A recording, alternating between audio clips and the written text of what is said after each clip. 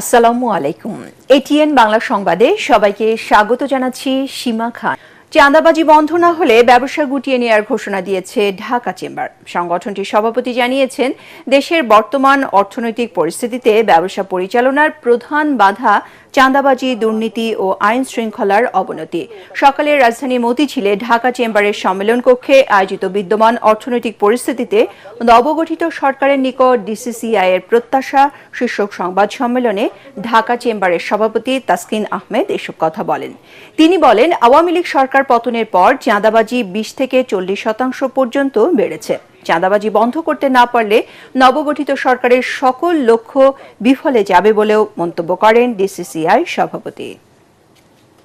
যখনই যে সরকার আসে তখনই বলে আমরা সরকারি দলের লোক, আমাদেরকে এই চাঁদা দিতে হবে, আমাদের এই অনুষ্ঠান আছে পাড়ার, এই চাঁদা দিতে হবে, আমরা স্বাধীনতা দিবস অর্জন করব, আমাদেরকে চাঁদা দিতে হবে। তো এটা তো লজ্জারও কিছু নয়, ভয়েরও কিছু নাই ভাই। এরপরে যদি হয় আমরা ব্যবসায়িক মহল সব বন্ধ করে চলে যাব। আমাদের নির্বাচিত সরকার যে এটাকে বন্ধ না করে গেলে যত আশা এবং ওনাদের ইশতেহার সবকিছু কিন্তু বিফলে যাবে।